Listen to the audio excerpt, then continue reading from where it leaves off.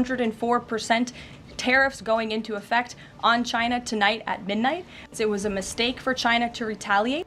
What conditions at this point would President Trump talk to President Xi about tariffs? Look, I just spoke to the president about this, and he believes that China wants to make a deal with the United States. He believes China has to make a deal with the United States. It was a mistake for China to retaliate. The president, when America is punched, he punches back harder. That's why there will be 104% tariffs going into effect on China tonight at midnight. But the president believes that Xi and China want to make a deal. They just don't know how to get that started. And the president also wanted me to tell all of you that if China reaches out to make a deal, he'll be incredibly gracious, but he's going to do what's best for the American people. So China has to call first?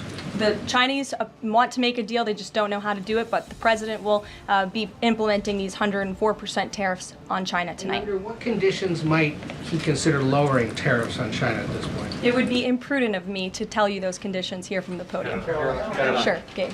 Thanks, Caroline.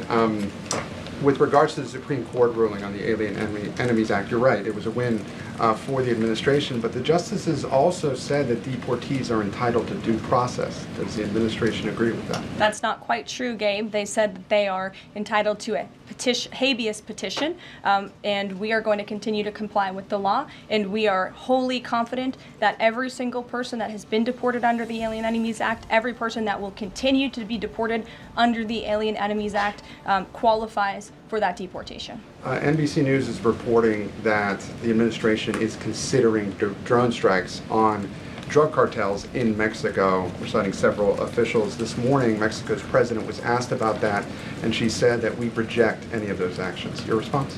I saw that reporting. I don't want to confirm it from this podium. I don't want to comment on it because I'm not sure, but I would defer you to the National Security Council. So you haven't confirmed the report, but with Mexico's president saying that she rejects any of that, what would your response be? How is the relationship then between Mexico's president and the White House right now over targeting drug cartels? Well, first of all, the relationship between President Sheinbaum and President Trump is quite good, and I think both world leaders would tell you that.